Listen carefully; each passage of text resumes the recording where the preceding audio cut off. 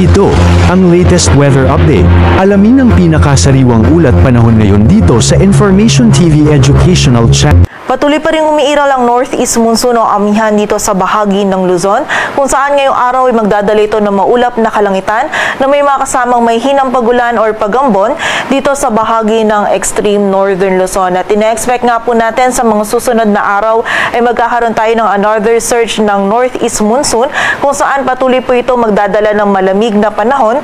Ngunit ina-expect lang din po natin na itong northeast monsoon maging ang shear line ay magdadala din ng mataas na tsansa ng mga pag-ulan dito sa area ng northern Luzon maging dito sa silangang bahagi ng ating bansa sa mga susunod na araw. Samantala, ang easterlies naman ay nakakaapekto pa rin sa nalalabing bahagi ng ating bansa, kung saan ngayong araw ay magdadala pa rin ito ng makulimlim na panahon at mataas na tsansa ng mga pag-ulan dito sa malaking bahagi ng Mindanao maging sa ilang bahagi pa ng Eastern Visayas. So patuloy pong pag-iingat para sa ating mga kababayan sa posibilidad ng mga pagbaha at pagguho ng lupa. At sa kasalukuyan ay wala tayong minomonitor or namamataan pa na bagyo or low pressure area na maaaring makaapekto dito sa ating bansa. At para nga sa maging lagay ng panahon ngayong araw ng linggo, maulap na kalangitan na may mga kasamang may hinang pagulan or pagambon yung mararanasan dito sa area ng Batanes, dulot po yan ng amihan. Samantala, dito naman sa Metro Manila maging sa nalalabing bahagi ng Luzon ay magiging bahagyang maulap hanggang sa maulap yung ating kalangitan.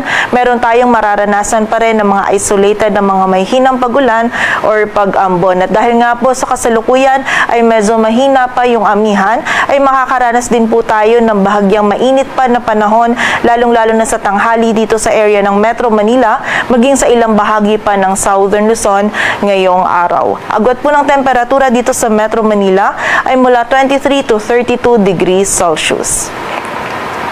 Samantala sa bahagi naman ng Visayas at Mindanao ngayong araw ay makakaranas pa rin ng mataas na tsansa ng mga pag-ulan, pagkilat at pagkulog itong bahagi ng Eastern Visayas, partikular na po yan sa Eastern Samar at Southern Leyte, maging ang area din ng Caraga, Zamboanga Peninsula at Barm, dulot po yan ng easterly. So muli po, pag-iingat pa rin para sa ating mga kababayan sa posibilidad ng mga pagbaha at pagguho ng lupa. Samantala, sa nalalabing bahagi naman ng Visayas at Mindanao ay meron pa rin tayong mararanasan ng mga isolated na mga pag-ulan, pagkilat at pagkulog na dulot pa rin ng easterlies. Agwat ang temperatura sa Cebu ay mula 26 to 32 degrees Celsius at sa Davao naman ay 24 to 33 degrees Celsius.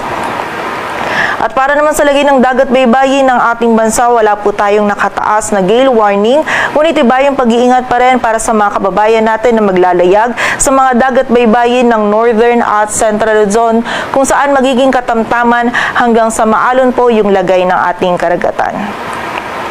Dito sa Metro Manila, ang araw ay sisikat mamayang 6:25 ng umaga at lulubog mamayang 5:52 ng hapon.